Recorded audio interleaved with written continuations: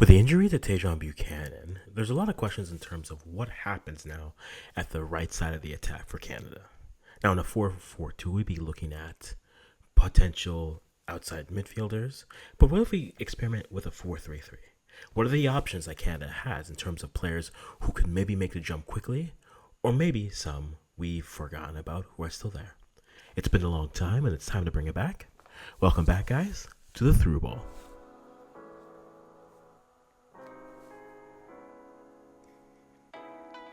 Alright guys, so welcome to the Africans. We do primarily Canadian African content, and because we won't be the Africans, we didn't do either of it.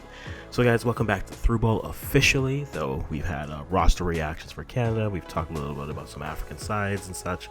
But here guys, we want to focus on the right side of the attack, because with no Tajon Buchanan, the assumption is we are going to be, Canada at least, will be without him for the next remainder of the year, early into next year, which means you probably won't see him until, assuming Canada makes it, Nations League's semifinals. So who are the options to replace? Now, there are a couple things you have to establish firstly. The first thing being, are you going with a 4-4-2, or do you want to experiment with a three-man midfield? Now, because Jesse Marsch has primarily played a 4-4-2, we will start off with that, and we're going to go at this in two different categories. We're going to go into categories of players he's called up versus players he hasn't called. And the reasoning for that is, what are the options in the squad that he has and he has chosen versus what are the options outside of the squad that we could look at. So again, we're looking at the right side. So the right attacking midfield or a right winger would be the ideal spot, because that's where the wingers were playing. That's where Tajon was playing with Liam on the left, and that's where we assume presumably Alphonso Davies will be playing once you get more fullbacks in depth. That's another conversation we need to talk about as well. So if we look at the roster, the first name simply to bring up is Richie Laryea. Richie Laryea currently at TFC, plays in the left back, but then has played above Alistair Johnson on the right hand side to provide defensive support as well as some attacking on the right side. A good player at fishing fouls and getting that leg out to maybe draw a penalty here and there. Right midfield is one of his, and again, we're going on transfer market and looking at some of the options that are here. But from transfer market, he does play both sides as fullback, but then he also plays as a right midfield. And I think that is the immediate option. We saw that even when it came to Canada playing at the Copa America.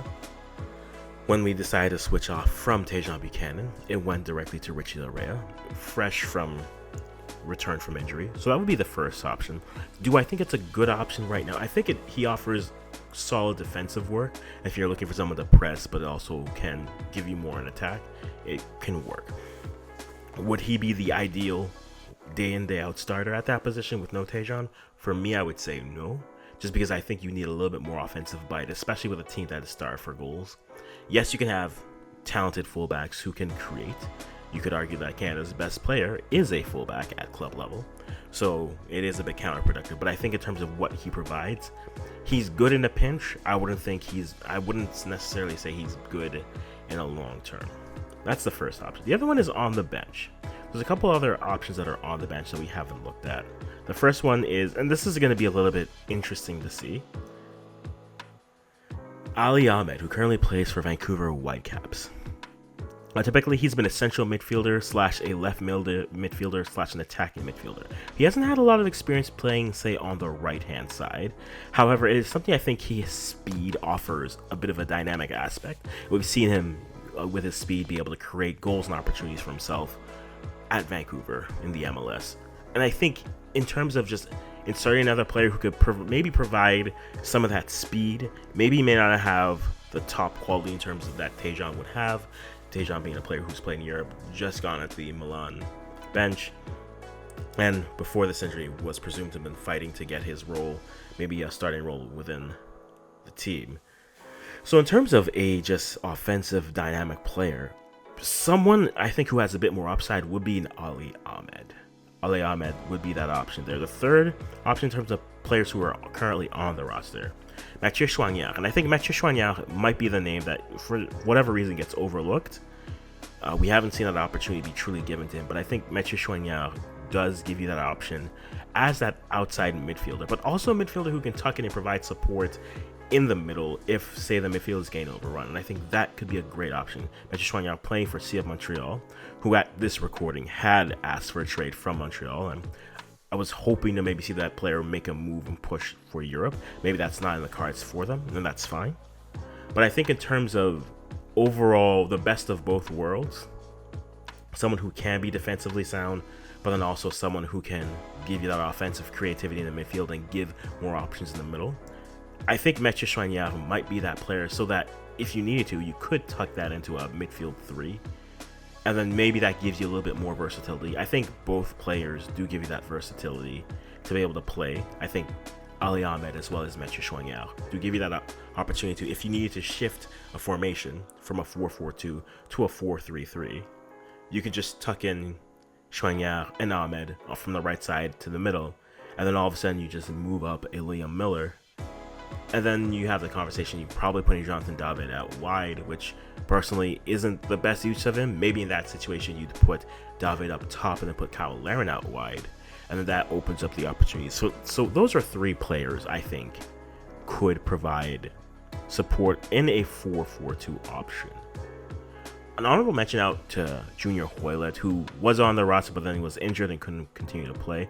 I think that's a player that we sometimes forget about, or we thought they were transitioning away from, but he's a player who can play across that attacking line, either as a left winger or right winger, or as a second striker, that perfect 9.5 role. And I think in a 4-4-2, he'd be a perfect, we saw it at the World Cup, he'd be a perfect run for a right attacking midfield with another attacking midfielder on the left-hand side, typically a Davies or a Liam Miller. I think he has a savviness, and maybe he can help to provide a bit more of that fluidity within the midfield and out wide, but also create some creativity in creating some opportunities for nines. Because if you watch any of Canada's games, Jonathan David is occupying a lot of that space that a 10 or creative midfielder or creative forward would inhabit. So with that being the case, I think a Junior Hoylett would be a great honorable mention in terms of players that could come in. Now, going to players who aren't usually called in. Now, this player was called in for the European camp, and though he is a striker, I think he does give you a bit of the opportunities playing out wide, as it was a good comp, but I think the question for him will be, will the level be high enough? And that's Charles-Andre Sabrim. I think he, out of all the strikers, probably has the best profile. I think you could say the same thing about Tani Oluwasi as well as Jason Russell-Rowe as forwards/strikers who can go out wide. So lump them into that same category of nines who can go out wide.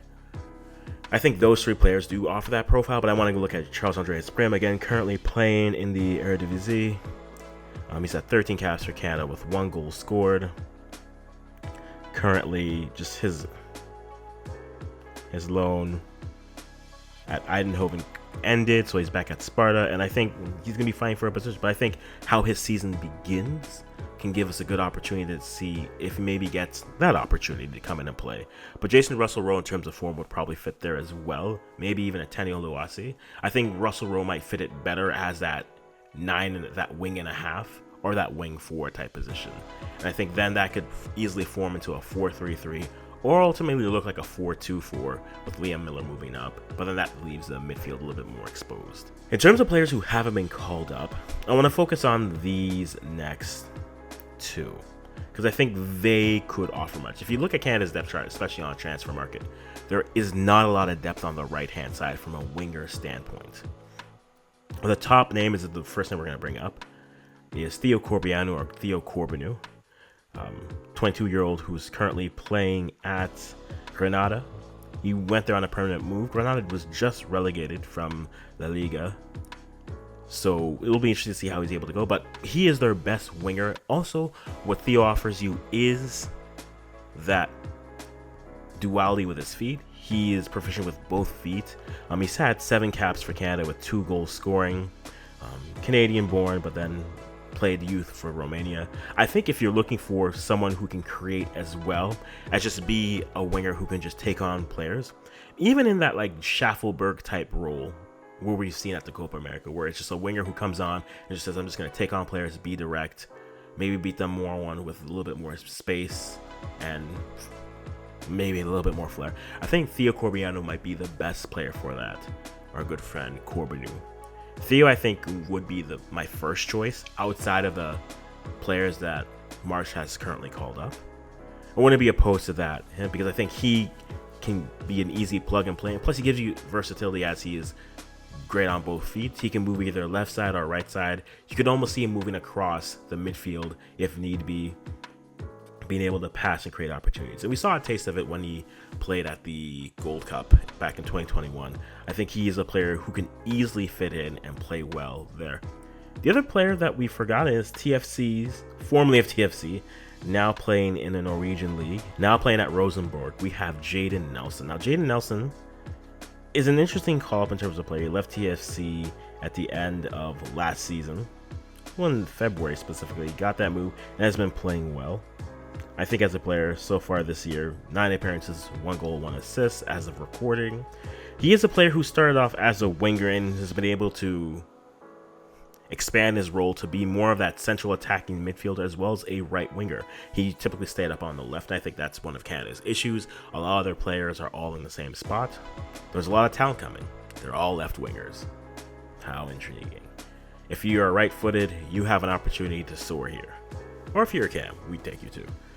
But I think Jaden Nelson's having a good enough season that I think, and has had a good enough couple seasons that I think he should be in the running to get some look. I know he didn't get as much look, say, in the Gold Cup in 2023, but I think he's a player who's showing steady. I think we're still waiting for a breakout season from him before he maybe gets more looks at the national team level. But I think in terms of wingers that are there, he might be the player after Theo who may be the best one to come in and can give you that versatility across the board from an attacking.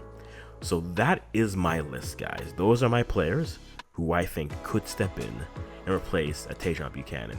Who do you like? Or is there someone I'm missing? You guys let me know in the comments down below and we'll go over them. We'll discourse. It's all about dialogue, folks. We'll talk about it. So between these guys, Richie, Larea, Ali Ahmed, Mathieu Chouanière, Charles-André Brim, even the Jason Russell-Rowe and Tamio Luasi, Theo Corbinu, and Jaden Nelson, Junior Hoylett, which one of those players do you feel could best step in and replace the production or even just the work rate of what we are hoping Jesse Marsh may be looking for in that attacking midfielder, or if it shifts into, say, that attacking winger? You let me know in the comments below, guys. We'll wrap it up right here.